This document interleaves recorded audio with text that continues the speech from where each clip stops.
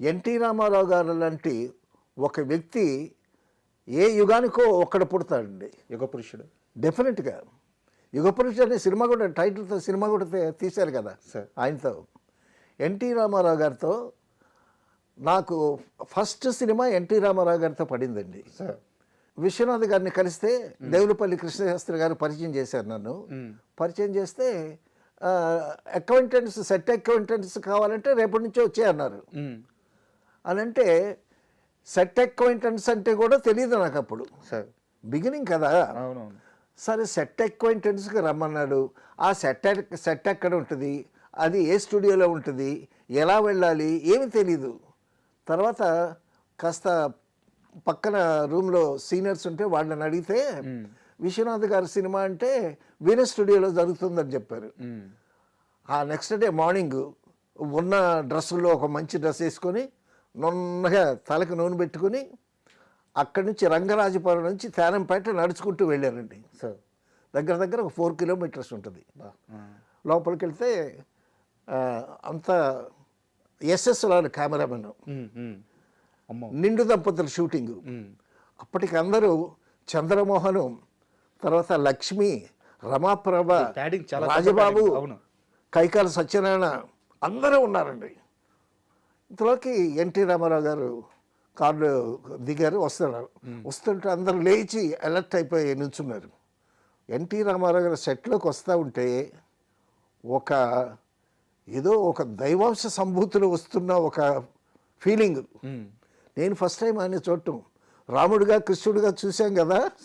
అప్పటికే చక్కగా తెల్ల పంచ, తెల్ల లాల్చి వేసుకొని ధవళకాంతుల్లో దగదగ మెరిసిపోతున్నాడు ఆయన. ఆయన మెరిసిపోయాడో లేదో అది పక్కన పెట్టండి, నేను మెరిసిపోతున్నాను ఆయన్ని చూస్తూ. అనుభూతి చెందడం. అనుభూతి. సరే కూర్చున్నారండి. కూర్చున్న తర్వాత సావిత్రి, రామారావు గారు వాళ్ళిద్దరికీ ఒక షాట్ అరేంజ్ చేశారు. ఒక చెట్టు, ఆ చెట్టు ముందు ఒక చిన్న దిమ్మె, ఆ దిమ్మె మీద ఇద్దరే కూర్చోవడానికి స్పేస్ ఉంది. విశ్వనాథ్ గారు షాట్ చెప్పారు, ఎస్ఎస్ఆర్ గారు షాట్ అరేంజ్ చేశారు. దిమ్మెలో లెఫ్ట్ సైడ్నేమో సావిత్రి గారు కూర్చుంటారు, ఈ పక్క స్పేస్లో రైట్ సైడ్ ఉన్న స్పేస్లో ఎన్టీ రామారావు గారు కూర్చుంటారు. కూర్చున్న తర్వాత వాళ్ళిద్దరు సంభాషణ ఏదో డైలాగ్ ఉంది, అది షాట్. సరే రిహార్సల్ చేశారండి. రిహార్సల్ చేసి టేక్ అని అన్నాడు విశ్వనాథ్ గారు. బ్రదర్ టేక్ చేద్దామంటే ఓకే బ్రదర్ టేక్ చేద్దామన్నారు రామారావు గారు. అంటూ బ్రదర్ టేక్లో మసాలా వేస్తామండి అన్నారు రామారావు గారు. ఓకే బ్రదర్ అన్నాడు విశ్వనాథ్ గారు. ఆయన వచ్చి కూర్చోటానికి ముందు ఇలాగాని సావిత్రి ఇట్ట అన్నాడు. అనేసరికి ఆ దెమ్మ మీద నుంచి సావిత్రి గారు కింద పడిపోయింది. ఎస్ఎస్ఆర్ గారు కెమెరామెన్ సావిత్రి ఏది సావిత్రి ఏది అని అంటున్నాడు కెమెరాలో నుంచి చూసి. అంటే అనుకోకుండా జరిగినటువంటి మసాలా వేయటం అంటే ఆయన ఏదో గమ్మత్తు చేస్తాడని అనమాట. సరే మళ్ళీ కూర్చోబెట్టి ఆ మసాలా కాస్త రేంజ్ తగ్గించి మళ్ళా రామారావు గారు వచ్చి ఆవిడ పక్కన కూర్చొని డైలాగులు చెప్పారు.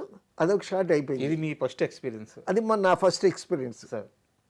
సో తర్వాత షాట్లు తీస్తున్నారండి. షాట్లు తీస్తూ ఉంటే 11 గంటలకి అది ఎస్విఎస్ ఫిలిమ్స్, మిద్దే జగన్నాథరావు గారు ప్రొడ్యూసరు సార్.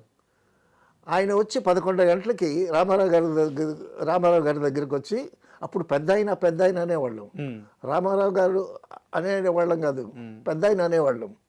ఇప్పుడంటే రామారావు గారు అంటున్నాం అనుకోండి, అయ్యా మరి మధ్యాహ్నం లంచ్కి ఏం చేయమంటారు అని అడిగాడు ఆయన. 11 గంటలకు వచ్చి ఆయన అడుగుతారంట. అడిగితే ఆయన మెనూ చెప్తాడు ఏ కూర వండాలని. ఓకే. మిద్దే జగన్నాథరావు గారి ఇంట్లో అద్భుతంగా వంటలు చేస్తారు. శ్రీనారాయణ రెడ్డి గారు హైదరాబాద్ నుంచి మెడ్రాస్ ఎప్పుడు వచ్చినా సరే వాళ్ళ ఇంట్లోనే భోంచేస్తారు. రామారావు గారు బ్రదర్ అని ఆలోచించి, బ్రదర్ చింత చిగురు మాంసం వండించండి అని అన్నారు. అనేసరికి అలాగేనండి అని చెప్పి మిద్దె జగన్నాథరావు గారు వెళ్ళారు. అది అన్సీజన్, చింత చిగురు దొరకదు. చింత చిగురు కోసం మెడ్రాస్ అవుట్స్కట్స్కి 4 జీపీలు వెళ్ళేయండి. అంటే ఆ రోజుల్లో ఆయన మాట వేదం. వేదం. ఆ. ఆ. రోజు 11 గంటలకు వచ్చి ఆయన మెనూ అడగాలి నిర్మాతలు. నిర్మాతలు. ఉమ్. ఆ ఫుడ్ తెచ్చి రెడీ చేస్తారనమాట. వేడి వేడిగా హాట్ బాక్స్లో తెచ్చి పెడతారు. ఉమ్. ఆయన తినగా ఏదైనా మిగిలితే మా బట్టోడికి వేస్తారనమాట తలాకేస్తారు. ఆ. సరే వెళ్ళారండి. మొత్తానికి ఎక్కడో మరి చింత చిగురు చింతకు ఏదో తీసుకొచ్చారు, చక్కగా వండారు. వండి ఆ కూర తీసుకొచ్చి అప్పటికి 1 గంట బ్రేక్ అయితే ఎన్టీ రామారావు గారు తినేసే వరకు కాస్త ఆగండి. సరే మేము కాసేపు ఆగాము. ఇంతలోకి ఎన్టీ రామారావు గారు తినేశారు. తినేసిన తర్వాత ఆ చింత చిగురు మాంసం కూర మా వరకు వచ్చింది. ఉమ్. ముందేమో అసోసియేట్ డైరెక్టర్ కూర్చున్నాడు, తర్వాత అసోసియేట్ కెమెరామెన్ కూర్చున్నాడు, తర్వాత ఒక అసిస్టెంట్ డైరెక్టర్ కూర్చున్నాడు, లాస్ట్లో నేను కూర్చున్నాను. నేను అప్రెంటిస్ని కదా. సరే ఆ కూర అందరికీ వడ్డించారండి. ఆఖరికి నాకు వచ్చేసరికి ముక్కలేదు, ఇంత ఇగురు పడింది. మొక్కలేదో ఆకు వచ్చింది. అనంటే ఓహో నేను అప్రెంటిస్ కాబట్టి నాకు ముక్కపడలేదు, అసిస్టెంట్ డైరెక్టర్ తర్వాత ముక్కపడుద్ది అని అనుకుని ఆ రోజు ఆ విధంగా షూటింగ్ అయిపోయింది. ఆ రోజంతా సావిత్రిని చూడటం, రామారావు గారిని చూడటం, తర్వాత లక్ష్మి, చంద్రమోహన్, కైకారి సత్యనారాయణ వీళ్ళంతా. తర్వాత నేను విశ్వనాథ్ గారితో శోభన్ బాబు సినిమాలు వరుసగా పనిచేయడం జరిగింది. చెల్లెలి కాపురం కానీ, కాలం మారింది కానీ, తర్వాత మధ్యలో కృష్ణ గారి సినిమా నేరవ శిక్ష, అలా చేసుకుంటూ వచ్చా. మళ్ళీ ఎప్పుడైనా రామారావు గారి సినిమా ఒకటి చేద్దామనేటటువంటి ఉద్దేశం ఉండేది. అయితే చిన్ననాటి స్నేహితుల సినిమా జరుగుతూ ఉంటే అప్పటికి కాస్త ఎక్స్పీరియన్స్ వచ్చింది కదా మనకి. అప్పుడు చిన్ననాటి స్నేహితులు జరుగుతూ ఉంటే నేను ఆ సినిమాకి పనిచేయకపోయినా షూటింగ్కి వెళ్తూ ఉండేవాడిని. విశ్వనాథ్ గారే కదా కాబట్టి వెళ్తూ ఉండేవాడిని. వెళ్ళేసరికి ఏవిఎం స్టూడియోలోనండి అందరూ కూర్చున్నారు. రామారావు గారు వచ్చారు. రామారావు గారు వస్తే ఆయనకు ఒక చైరు, దాని మీద పెద్ద Turkey towel, white Turkey towel వేశారు. వేసిన తర్వాత టిఫిన్ అన్నీ అయిపోయిన తర్వాత 11 o'clockకి మళ్ళీ ఫ్లోర్ బయటకు వచ్చారు ఆయన. అప్పుడు ఫ్లోర్ చక్కగా కుర్చీలు వేసుకొని చెట్టు కింద ఫ్లోర్ బయట కూర్చోవటమే. ఈ క్యారవాన్లు ఏమేమి లేవు అప్పుడు. సో రామారావు గారు కూర్చుంటే ఆయన ముందు ఒక టీపాయ్ పెట్టారు. టీపాయ్ పెట్టిన తర్వాత వరుసగా అటు 3-4 చైర్లు, ఇటు 3 సార్లు రాజుగారి దర్బార్లాగా ఉందన్నమాట. ప్రొడ్యూసర్లు, డైరెక్టర్లు అందరూ కూర్చున్నారు. ఆయన మధ్యన కూర్చున్నాడు. టీపాయ్ పెట్టారు.